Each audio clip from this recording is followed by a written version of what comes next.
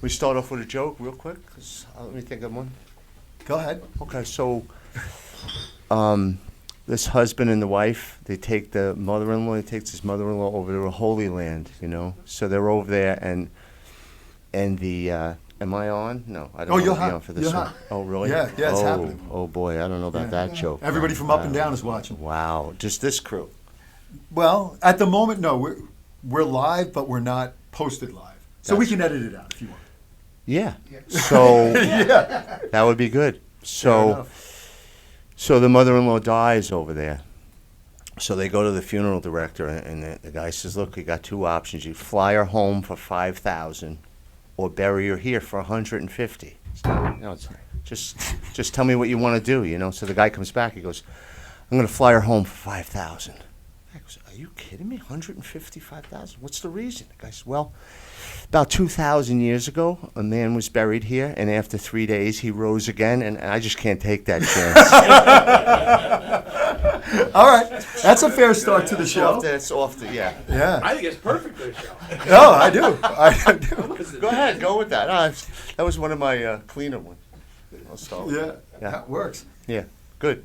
All right, we're good? Everybody in the room's good? Yeah, good. It's like the Pat McAfee. Yeah. Pat McAfee. Hey, clap it up, bitches. Come on. Woo! Let's go. Nice. The worst clapping ever. No, you know what? It was synchronized clapping. Let's do it again. Yeah, let's do it again. Mix it up. That's what I said. All right. Oh, yeah. Oh, yeah. That's the way. Jamie LaBelle, everybody. Jamie LaBelle. Jamie LaBelle, how are you? All right, let's get rolling here. Welcome to Sports Talk. I'm Bob Mack. I'm here today with Jamie LaBelle. Jamie is a strength and conditioning guru. And that's what I've been told, honestly. Strength and conditioning guru. You've been doing this, it says in the bio I read, over 40 years, which doesn't make you young. Mm-hmm. But good looking. Yeah, You well, know? that's a given. I mean, that's yeah. So you have Jamie was a standout athlete at Sayville High School, football player, and another thing that I read about Jamie, he was the athlete of the year, and because you're a retired athletic director, I'm a retired athletic director. We have other retired athletic directors, actually working in the room.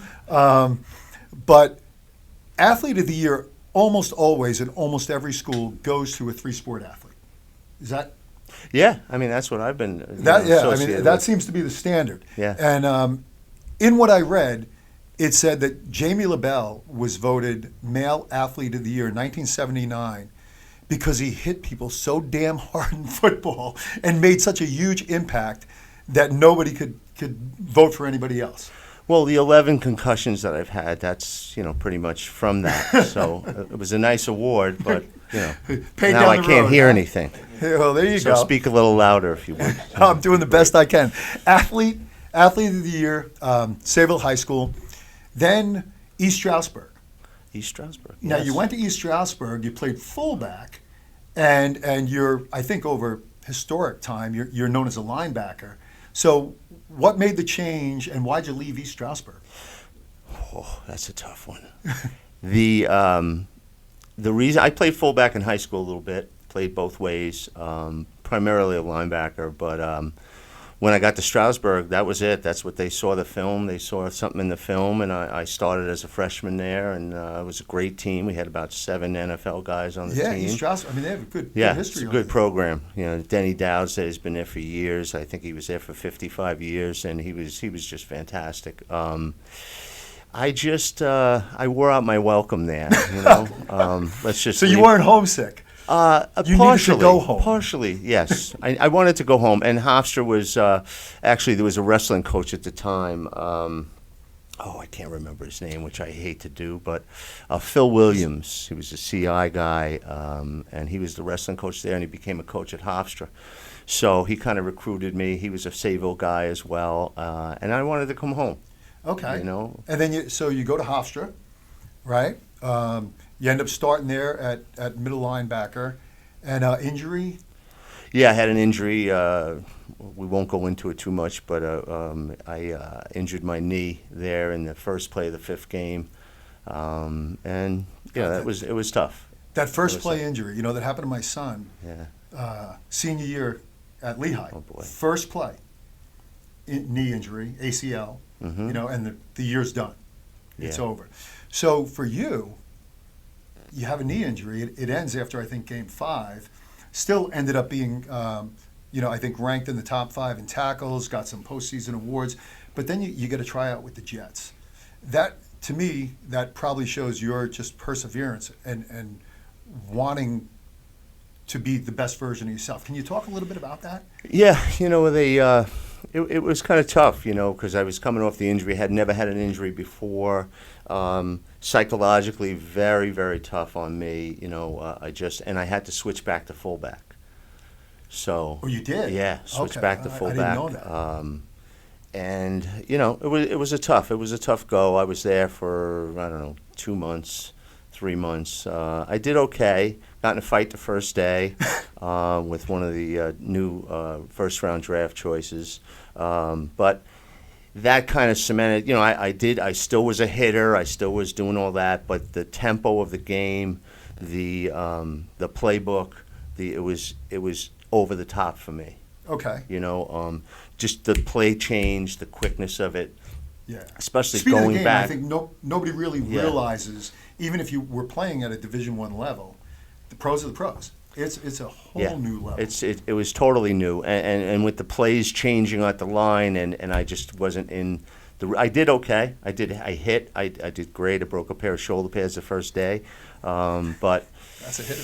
yeah, but you know, that was where it ended. You know, and it was a good little time. Yeah. You know, I always tell the story. So I'm walking out of practice, and obviously I still was staying in the dorms at Hofstra, and so on the way out, one of the players said, "Hey, I'll see you tonight," you know, and I said, "What's tonight?" You know, that's typical me, you know.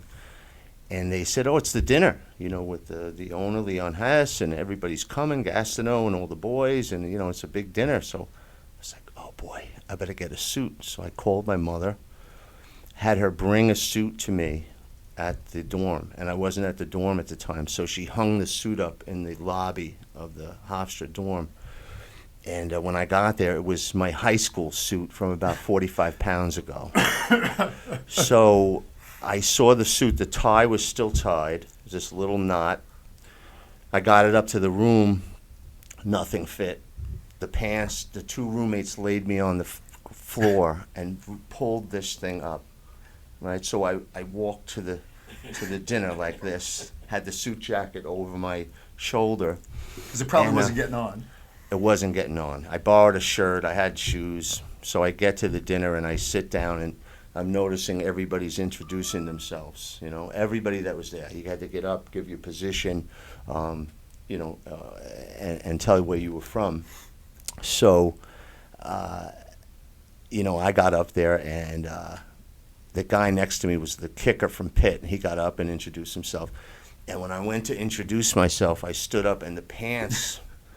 They didn't rip. They shredded from the top of the belt buckle all the way to the back belt. And when I say shredded, they ripped apart, exposing everything. And the only underwear I had were red Superman underwear. So It's a good look. It was good, but thank God the green napkins that they had folded in front of me, I picked it up and shook it out at the same time I stood up and introduced myself, and obviously I had to leave after that. So I didn't eat, and you know, I don't know if anyone noticed, but that was my introduction to the Jets. So. That's awesome. Yeah. I mean, just Good stuff. listen, you know, it's number one, it's a great story, it's a fun story, but to really to say that you were on the Jets, you know, you did something that no one else had in this room anyway had the opportunity to do, and truly, when we talk to high school athletes like you do all the time, you know, we know those percentages. It's such a low number to even get invited for that opportunity, you know. So it's special. Yeah. It's special, and I think it's something that you bring to the table now. You brought to the table for all these years as a trainer, you know, as a strength coach and a personal trainer. Talk a little bit about some of the guys that you've trained that have made it in the NFL, and what, you know, what separated you from, I was a personal trainer for a really long time. I didn't train anybody for the NFL. Right. You know, in fact, I was looking at, when I was looking at Strong U, which we're promoting here today, Jamie LaBelle and his guys, great company out in Holbrook, training high school, college, and professional athletes. And if you get a chance, get down there, check out the website, give us that website information.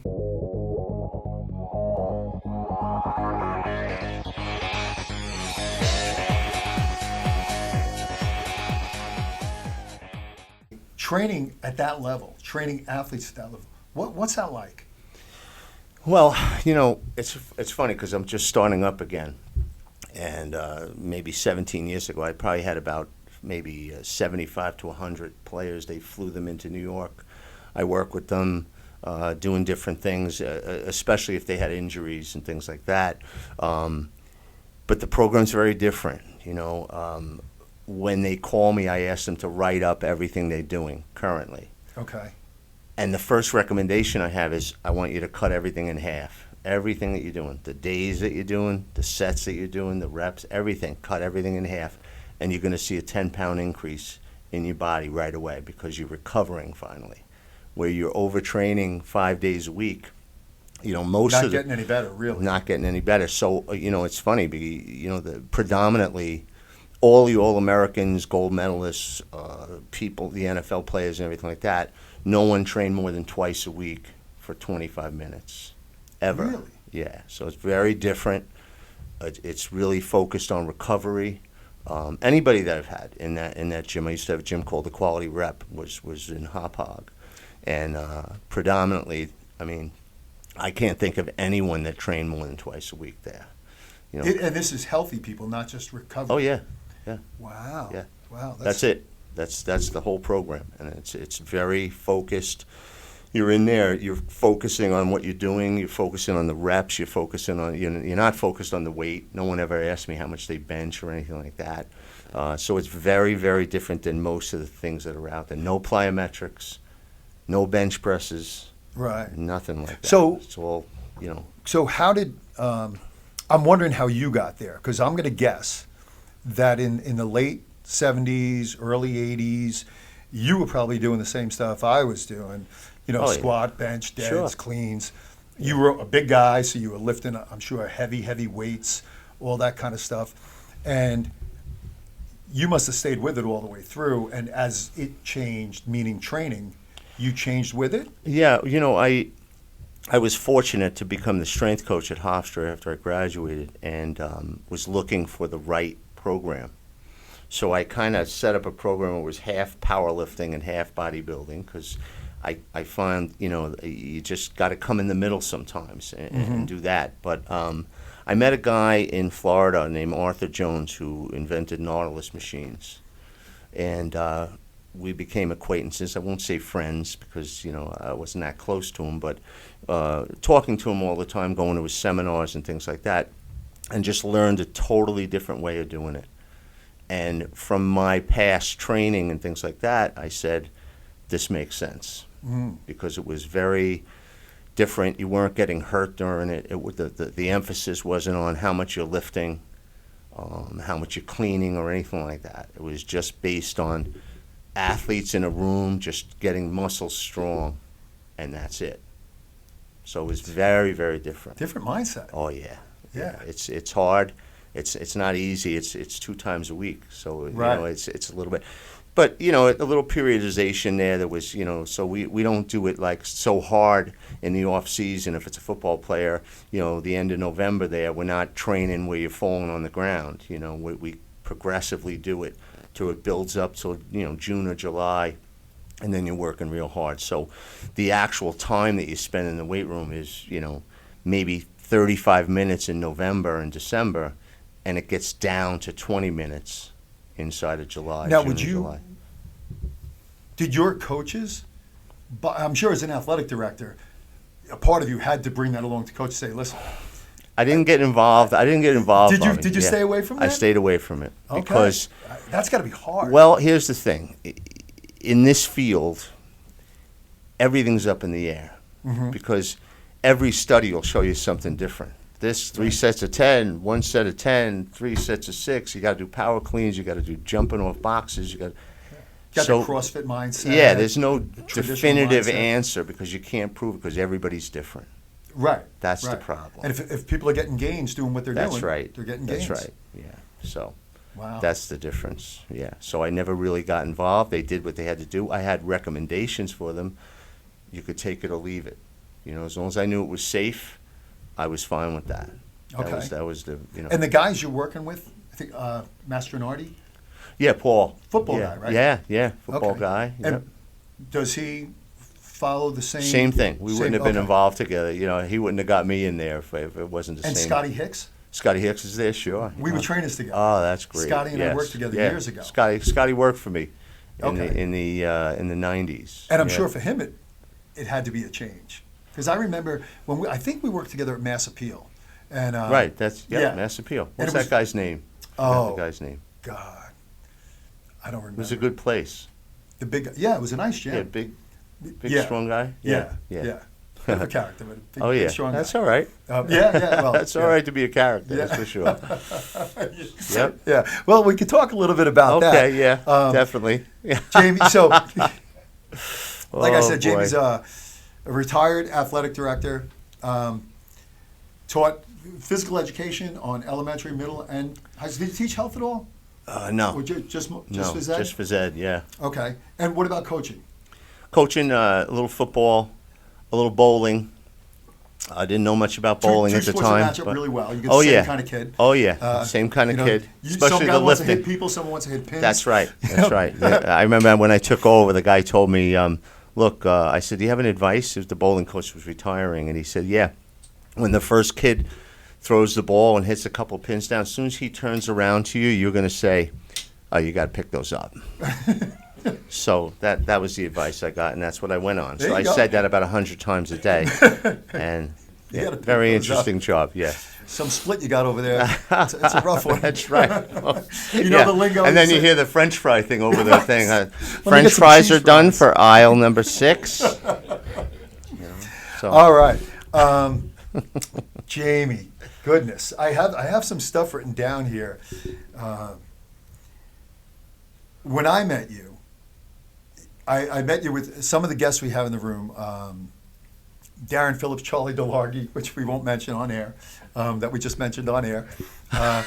But you guys spend off time together, having fun. And I mean, I'm talking about some of the cleanest fun that I've seen out. And no, really, like. no, I'm serious. That's You serious. said something to me earlier before we started the interview, and I asked you about your antics, which we're going to have some outtakes, some maybe video, but definitely pictures Okay. of some of the adventures, I'll say, that you've been on with your brothers and your friends. How old are you now? Can I ask that? I can do the math, but 62. 62. Mm-hmm.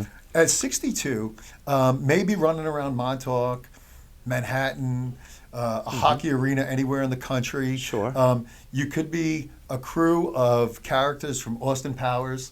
It could be the Hanson brothers, which our generation loved the movie. You guys, Elvises, right? Our forefathers. Saturday Night Live. Saturday Night Live was the Holy Grail. Yeah. Monty Monty Python. Python, mhm. I mean, a group of grown men. Just Well, not really grown. Right. Well, I wouldn't go that far. Just you know, men. yeah. Just stay with men. But running around in these costumes all over the country. And what you said to me, the best part of it was, Bob, I just want to make people laugh. That's I it. want to make them smile.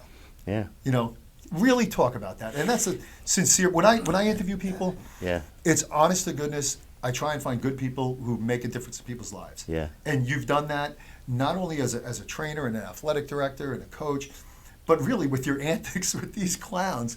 Like you probably light up people's lives when you do it. Talk about it. It's just so much fun, you know, and I've been doing it for probably about 34, 35 years.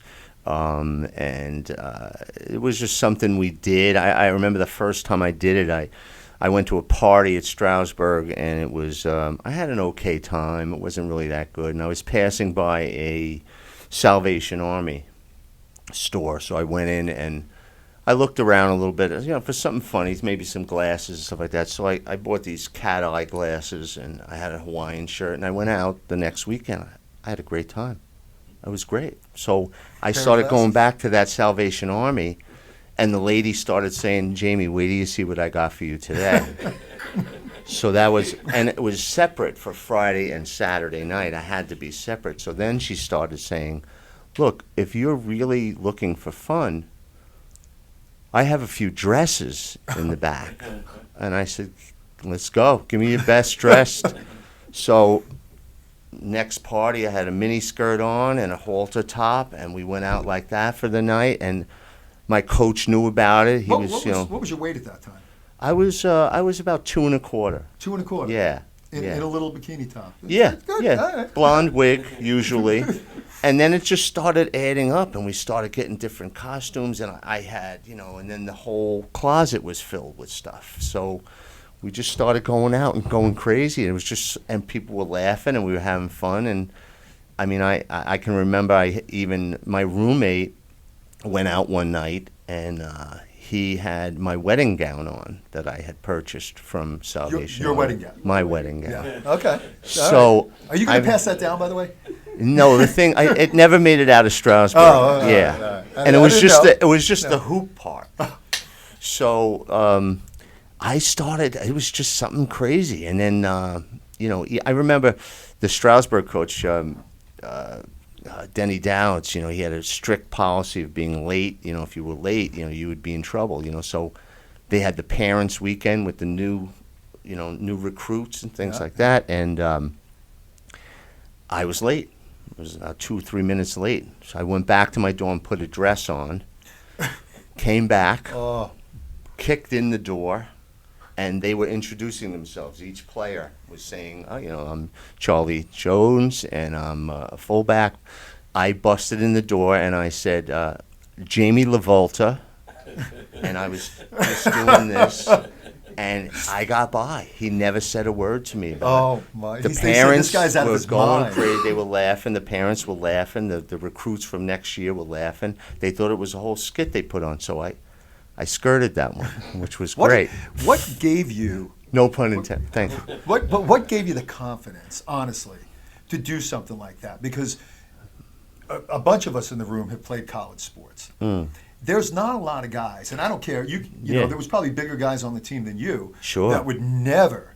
Oh yeah, never do. No. What gave you the confidence to do things like that and feel comfortable in your own skin? I know, it got you out of trouble with the coach, but really, there was no, I did it the whole time. I did it all the time. I used to take my mother's wigs. I just was, just having fun. And that's all it was. And tell us about, did it come from your brothers, like the family atmosphere? Was it? No, not necessarily. Was it just you? No, it was just me. It was just me. My younger brother, he's the one that goes with us now. So you recruited him. Yeah, recruited him in, and my cousin and things like that. So it's and it's all about just making people laugh, and it's just so much fun. You can see it on their faces; they're just cracking up, and then we must take 500 or 600 pictures per night when we're out with people.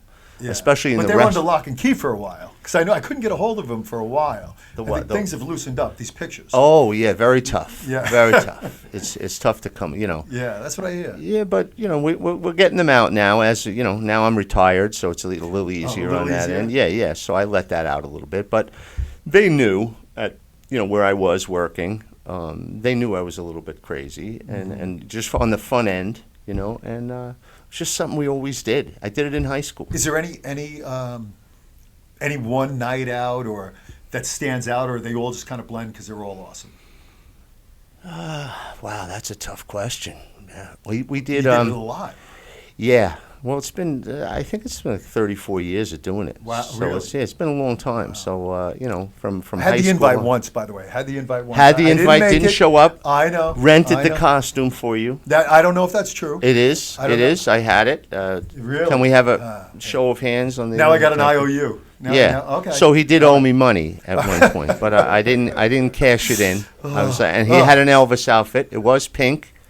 Which I wasn't going to tell him till he got there, and it was the only suit left. But great. I'm going to get there. I promise. Okay, I'm hey, definitely look, going to do because we don't offer twice. I just want you to know that. No, it's just a one-time. No, I'm thing. offering myself. Oh, that's good. I like that. Okay, yeah, you might. Yeah. Well, my buddy Paul, who's he's our editor-in-chief tonight. Mm-hmm. He dresses as Elvis often, like almost every time he performs. So Fantastic. he's got a lot of gear that I could. He actually was in a show called Elvis: An American Musical, which toured the United States and like it. Canada. Nice. Yeah, so he's got talent. I just talk. Oh. You know, that's it. Yeah, but no, that'd be great. Yeah, I do. You know, I do it on the serious side too. I did Santa this year. I did do Santa for the last 30 years for Holiday Magic. Holiday Magic. So I Yeah. was going to ask you about it. I was Yeah. waiting for a good opportunity. I didn't know, again, a lot of people who know you, they know Jamie LaBelle, Suffolk Sports Hall of Fame, as a football player. You know, and truth be told, right, everybody thinks football players are just tough guys, you know, unless you get to know people like human beings should. Yeah. And the more I read and the more I get to know you, the more I'm like, wow, this guy, what a big heart. So talk about that. Yeah, no, I've been doing it for a long time. It's a guy named Charlie Russo, and it started out as Christmas Magic. Now it's called Holiday Magic.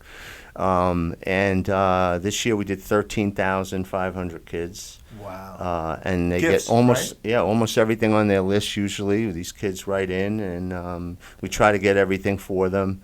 It used to be bicycles and computers and things like that, but you know, as we expanded and as he expanded, I should say, and I did the Santa all the time. You know, You were always Santa. We have a couple of people, like 2 or 3 people that do it. But you know, this year was a lot. It was, you know, at one part I sat, I think it was 450 kids, one at a time, talk to each. I love it because I love talking to the kids and getting their names and see where they're from, and you know, so, and you see their eyes light up, you know, so that's a special thing for me, you know, and so I do a lot of that. I do a lot of that, you know. It's just something that I enjoy. It's awesome just to as give much back. just as much as the laughter stuff, you know. Yeah, yeah. So Well, you know, I think it takes a long time for a lot of people to realize that giving is so much better than receiving. Oh yeah. And when you're a kid, you know, you can't wait for Christmas or whatever the holiday is to get. Mm-hmm. When you're an adult, if things went well in your life, Right. you can't wait to give. That's right. You can't wait to give, and you can't wait to see the smile on other people's Yeah. faces. And it just seems like that's what you're all about. Oh yeah. You know? I do that all the time, and you know, we just you know, we had 6 kids. We just had grandchild number 15. So it's one of those things that I'm always involved in. I drive them crazy. They're looking to go home instead of me going home. Yeah. But you got to have fun with them. You're And that it's the fun same guy. thing. You gotta have a good time with them and show them different things and teach them at the same time. You know, a little seriousness, but not that much. Believe me. But I like to keep it. You know, fun and smiling and you know, but at the same time teaching them. Are you doing any public speaking? Are you doing on No, strength and conditioning? Or? I used to do it. I would say I did about 150 seminars from the Downtown Athletic Club. I was at Michigan, West Point, Ohio State, a lot of different seminars like that. I used to be the demonstrator at a lot of the seminars. And, you know, I stopped doing it when I got the AD job. It's Right. just, you know how busy that is. Yep. So I really just kind of focused on that, you know, at the time. And I did that for 18 years. And so I kind of took a break for a while. You know, I was getting a little burnt out from the training anyway. Yeah, yeah. You know, it's a lot, you know. And now you're back in it. Now I'm back in it, yeah. My first client was Mekhi Becton from the Jets. Yep. And he came to me, you know, they had So had a Mekhi comes out to Holbrook. he came out here. He came out here for 3 months, and I forget the nickname that he gave me, but it was one that he got from somebody else, and I'm trying to think of it. It's the guy from Pulp Fiction who comes in and fixes everything. Yeah. What's the actor's name? Nobody. Harvey Keitel. Harvey Keitel. Harvey This is Keitel. why we have people like this. That's This is right. great. That's right. Harvey Keitel. He's Can't remember his name, though. it's like the fixer, you know. Yeah. The cleaner. Yeah, the fixer. he cleans up. Yeah. It'll come to me. Yeah, yeah. But so that kind of stuff, you know, he came to me with that. He was, you know, they were having trouble losing weight and things like that. So in 3 months, I got him down to 341, which he told me that the last time he was 341 was middle school. Get out of here. Yeah, he's a big boy. He's 6'8", 341, and he did great with me. But there's another one that asked for 5 days a week until he trained the first day, and we trained twice a week. Really? I think we added one day because of just the cardio part of it. But, that's how different it was. And he said it to me. He looked up the first day, just in the top push-up position. We didn't do any push-ups because he couldn't do them. Right. With, Right. Because of his size. Yeah, and his long arms, Yeah. arms, and he just, and that's a tough thing. Like in my place, 5 to 7 push-ups is hard. Like you don't see many people doing 7 Really? push-ups. Oh yeah, it's very different. Just the way we do them, the way your body's aligned, the way your body comes down and up, just very different. Gonna make it hard for me to do a push-up, huh? Yeah. It's we could try that. We could put you right out right here if you I don't know wanted if I to. get it in front of the camera. We can do it another time. No, it's fine. No, so he did. He went down and he couldn't get back up, and that's not saying anything bad about him. It's just that's the usual thing that happens with me, and usually the body weight exercises, doing things that without weights, are the toughest. Yeah. Yeah. Harvey I would Keitel's character was the wolf. The wolf. Thank you. The Wolf. The Wolf. It's a great crowd we have. Gav, you got that one for us? Gavin, thank you. Thank you. Fantastic. So, Good Jane, stuff. I always ask my guests toward the end of the interview, what do you want your legacy to be? I would say just a good person that likes to have fun. A good person that likes to have fun. Yeah, I would say Well, I think good person first. Good person first. Laughter second. Laughter second. Yeah. Okay. Yeah, that would be it for me. I just it's always been like that. Yeah. Always. Ever since I'm a kid, it's always been like that. Just to a point of, drove my parents crazy, but I just wanted to have fun all the time, That's that's God it. bless, man. Yeah. No, that's the way it It's should good. be. Jamie LaBelle. Strong you. Strong you. Strong you. So- Holbrook. Yeah, we got to get people down there training. Like for me, I think about it and I'm like, I don't know, 2 days a week. Yeah, It's it hard doesn't to seem wrap like- your mind around Yeah. that you can get it done and really make the most out of your body. Mm-hmm. People are, I just looked at a group out in Minnesota, and they're seeing that people training once every 8 days, they're getting gains, Really. like the maximum gains that they could get. But would you now? I ended my interview. I'm going to continue my No, interview. let's go. That's a Yeah. good Would you subject. say that? Because I think I got Coach Bass in the room, Gavin, Darren, and Charlie, like different people who are doing training all the time. Sure. And I think it's hard to wrap your head around. Yeah. That on those off days, you're not just sitting on the couch, right? You're not eating potato chips. Well, that's the other part of it. I mean, you have to do the skill of the sport, So that's why if you did weight training 5 days a week and then you were doing the skill of the sport or doing agility things or doing practice and stuff like that, that's why you need the recovery. So if you train 5 days a week plus you're doing the other stuff, that's why people don't get the gains that they could. Right. And that's the difference in the whole thing, that you need to have that recovery. It's got to be specific things. It's, when you say to somebody, even doing 1 set or 2 sets with me is extremely hard. You'll believe me, I had Dennis O'Hara in this morning. He was a Hofstra wrestler. He works out there twice a week at Strong U. And it's funny because he said to me this morning, he goes, I just can't believe this. I've been training my whole life. In college, I came into his wrestling room at Hofstra and with a towel, just a towel, a skinny towel, long towel, like a beach towel. And he'll never forget it because that's all we used was a towel. He said every guy on the team was on the floor just using the towel, 1 towel. So it's so different that, and he said it this morning. He's been training there for about 2 months now, and he was just shaking his head. Wow. Because it's just really different, That's why I'm going to check it out. Yeah, you got to check it I out. definitely It's very different, and like I said, it's not based on the sport. You have all these things that are going on, and you look at they're trying to emulate the sport in the weight room. Mm-hmm. The weight room is a totally separate room. So every muscle, bicep, tricep, chest, back, lats, all that's got to be trained in a certain way. And it doesn't matter how much you do as far as the sport is concerned. Because when you try to mimic the speed of the sport, that's when you get hurt. So let me ask you this. So if I'm on, a row, right? Not a rowing machine this way, but Right. a weighted, Weighted row, yeah. Nautilus row, Sure. whatever. We used to always try and like do a one arm as if we were snagging a leg for wrestling. That's right. Would that be functional training, right or wrong? Or I know It there's isn't no right wrong. and It isn't wrong, but at the same time, when you try to emulate the sport in the weight room, that's where you get the problem, because it's never going to be. And I'll give you an example. If you want to get better at foul shooting, you stand on the line with people on the line with a crowd waving, Right. and you practice. That's the best, but you can't get that all the time. Right. So to back up from that, you'd be practicing foul shots basically in practice with maybe one or two people on the line, or you just practice them in front of the foul line.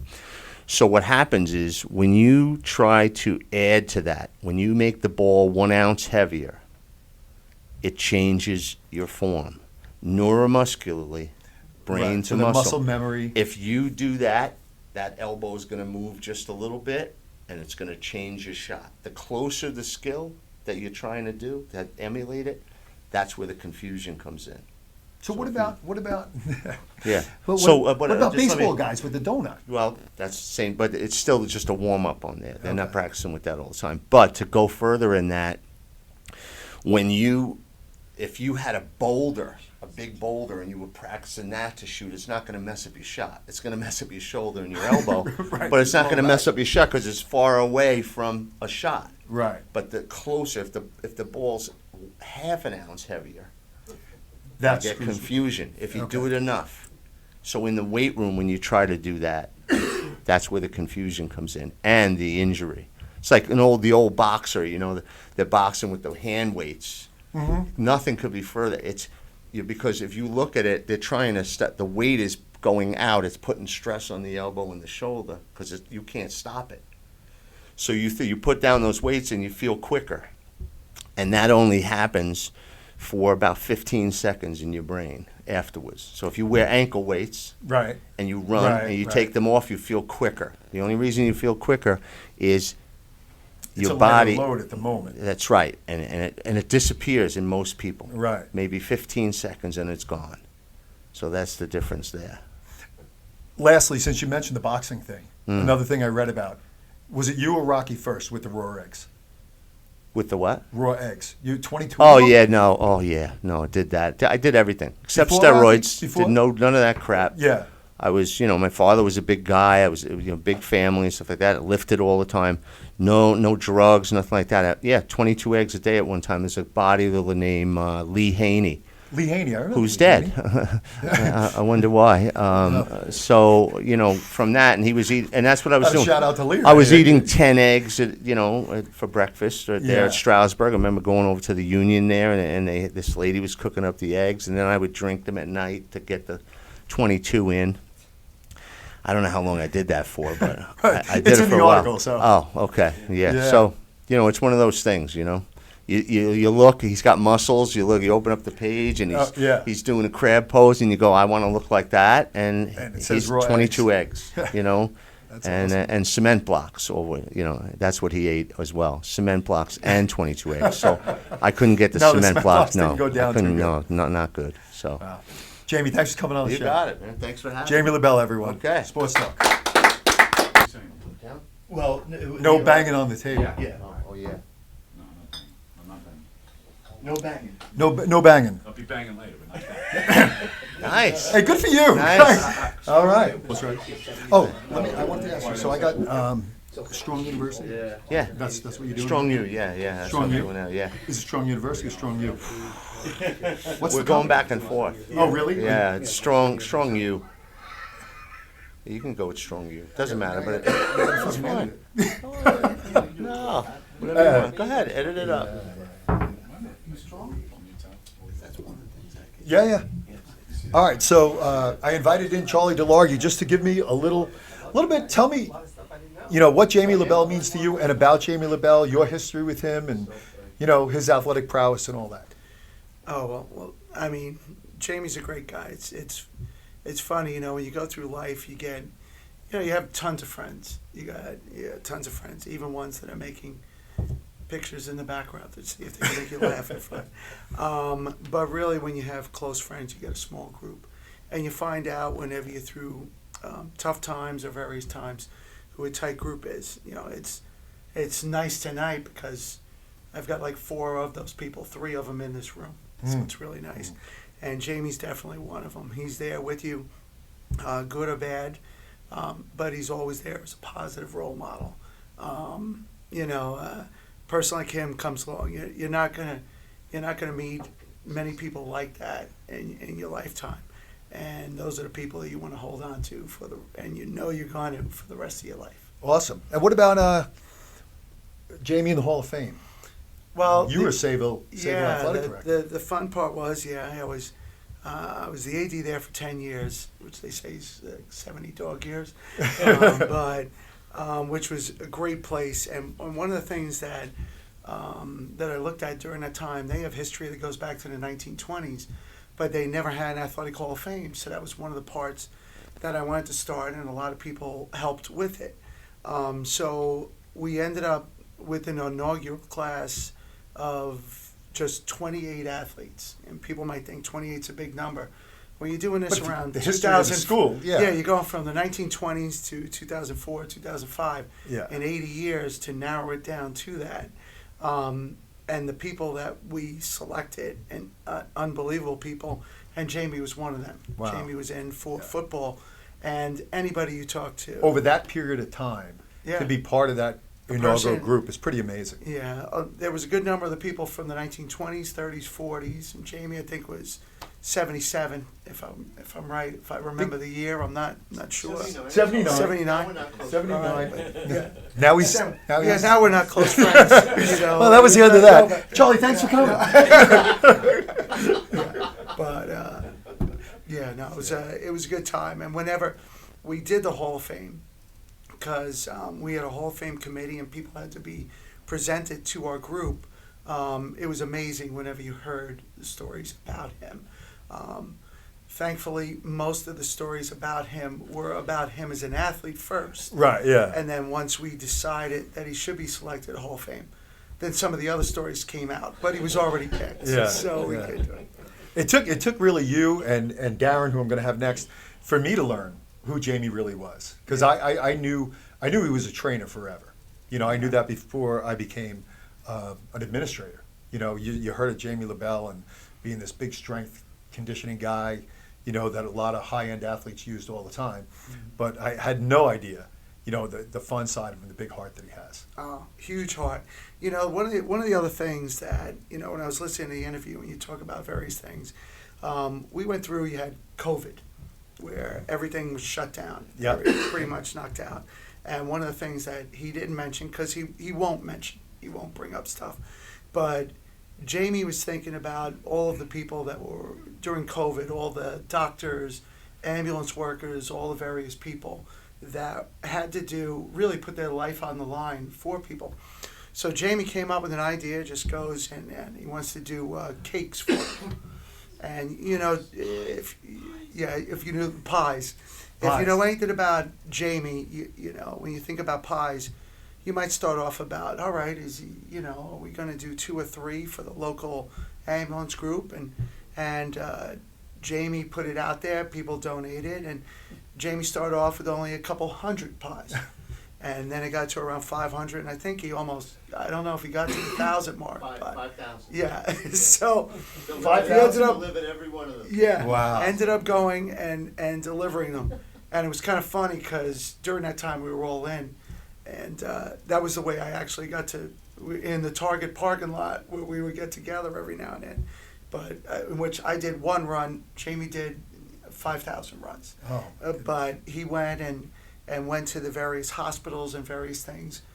The normal Jamie way, not arranging anything, just magically showing up at the door with the pies, and was greatly appreciated by everybody. And Awesome. Definitely brought happy tears to a lot of people during a really tough time. thank you for sharing that, Charlie. Charlie DeLargy on Jamie LaBelle. Darren, come on up. Good stuff. Not much. I'm not giving my editor anything to edit. All right. Get up on there. I'm there. So, Darren Phillips, Darren, how long have you known Charlie? I'm still trying to figure out when I met Jamie and Charlie. Like, You know Charlie first or Jamie I first? think it was the line at buying the Christmas ornaments.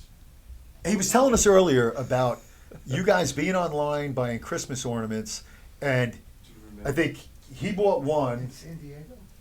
It was, we were on three on the line, and each guy that went up, we said, oh no. We're trying- Can we add something? And then Oh, he said, no, no, that was in San Diego. Yes, yeah. Oh, so that was San Diego at an athletic directors conference, Yes, right? That was The with nas- Jamie. national. That was with Jamie. yes. Nat- Maybe it was before that. Okay, With Jamie. so you two first. Yes, and then Jamie. Yeah, Charlie yeah. brought me into the loop with Jamie somehow, and that was my downfall. So, but yeah, it's What does Jamie mean to you, honestly? God. He's like one of the most awesome people. You can't. He's just God. I mean, he's so generous. He's like Charlie said. He's always there for you. He's just an amazing person. I mean, I've learned so much just from being around him, and just try to be better, and obviously a lot of laughs. And when you talk about life is short, and you just want to have as much fun as you can and laugh as much as you can and enjoy every day. And that's like what it is with being around Jamie, and he'll just call you out of nowhere, tell you a joke. He'll just call you, see how you're doing. Like, he's just that kind of guy that's always just. And what about all these costume dress up adventures that you've done? Because I know every time you do it, I usually touch base with you afterwards, and you're like, "Oh my God, it was the most amazing night ever!" And we're at this hockey stadium, and all of a sudden we're like VIPs, and everybody's Right. buying us drinks. And So I always look forward to the text I get from Jamie, like the next trip. I'm like waiting for it, and then once it's on, it's like the countdown. You're like, all right, we got a month till we go, and it's like, it's just you look forward to it because it's just going to be like a crazy. what was the special. last one you did? We were just in Chicago in December. Doing We were dressed as the Hanson brothers. Went to a Blackhawks game, and there was 7 of us. I think. I mean, we might have had the largest group we've had so far, and it was just Charlie got stopped at the security gate. He had to be scanned. There's pictures. Yeah. We're focusing on Jamie tonight. Oh yeah. But yeah, it's every time. It's just you just laugh so much from the time we get together, whether we're driving to Boston or flying to Chicago. From the time we get together, it is just like an episode we talk about. It's just like nonstop. I mean, it's you can't even explain it to people and show pictures until you do it, right? Right. And once you do it, like I was addicted. The first time I went, I was like, this is the stupidest thing ever. We're gonna get beat up. This is dumb. We're gonna go into a bar, and then it was like an adrenaline rush, and you just like he was saying, like you just want to see people like they're like, oh my God, can I take a picture? Can I do this? Can I do that? And it's like it becomes like an addiction. Like you just love seeing people and making them happy, and so it's a rush. Yeah. I enjoy it. it's got to be awesome. I mean, we were at your house Yes. for a 4th of July party. Yes. And these guys show up after being out in Montauk dressed as the forefathers. And, and they show up at Darren's backyard in full costume with the gray hair, Washington, curl. Ben Franklin. Franklin, yeah. Thomas It- Jefferson. yeah. Whoever those guys are. Yeah. But they took over the party as well. It became, Oh, yeah, picture yeah. time. You know what, Darren? It's funny because when we go out and get together now, if we're dressed like this, we're like, oh, That's are you kidding me? Let's go home and get something on. That's awesome. I think the best thing is, Jake, you just go out on a Friday night to some city, and anybody can dress on Halloween or SantaCon. But when you go out on a Friday night and you walk into a bar, people are just like, "What the hell is going on?" We're like, "What do you mean? It's just, what do you mean dressed up? It's a Friday night. It's a regular night for us." So, Yeah. but yeah, it's a lot of fun. You got to come with us one time for sure. Awesome. Yeah. Darren, thanks. All right. Appreciate it. Yep. Once again, Sports Talk. Jamie LaBelle. Jamie, thank you so much again. Thank you. Appreciate it. It's awesome. Nice job, fellas. That's a wrap. Yes. I want to thank Austin Moving and Storage for allowing us to record Sports Talk with Bob Mack in the studio today. Austin Moving and Storage, if you need anything moved, you're going down to Florida, you need a car shipped, you just need something done locally, Austin Moving and Storage. They're the guys to get it done. Their family's been great to me. They're taking care of us here. They'll take care of you at home with your move. Austin Moving and Storage. All right. Austin Moving and Storage, a family business built on pride, integrity, and values. Moving can be stressful. At Austin Moving and Storage, we do the heavy lifting so you don't have to. Hassle-free, worry-free, we've got you covered. Personalized service. You know, with Austin, we're moving in the right direction.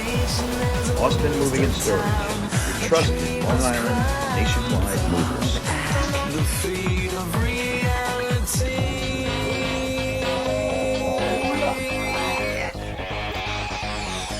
This is what it is. And moving.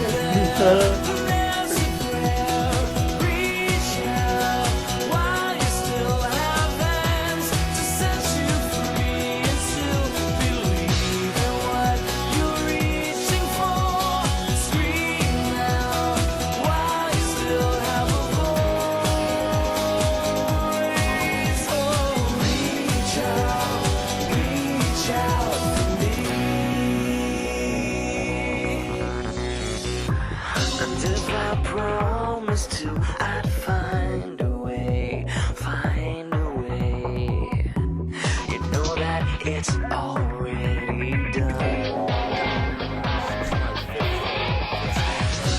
You understand who I am.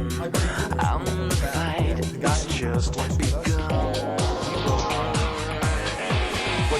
Shadows fall. I always say suburban. So he coached with Coach Then mysteriously, we found out like married girl, and he got involved right. And he's a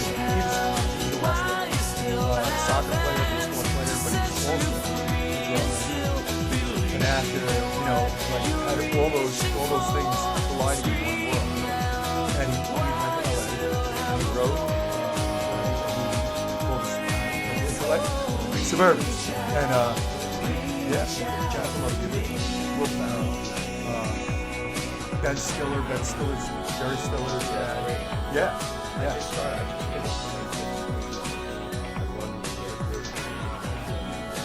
Really? Had you said that on mic, you'd be great. I've done a lot of acting with commercials. Really? I didn't even know. I wouldn't. No, we can't. We're just talking about sports there. That's the second time. Yeah. Oh yeah, you gotta see that one. Yeah, What's that? I did a little spoof on the most interesting man in the world. You know, so I did the most interesting Santa in the world. But you could watch it on YouTube. It's Oh, yeah? hilarious. Yeah.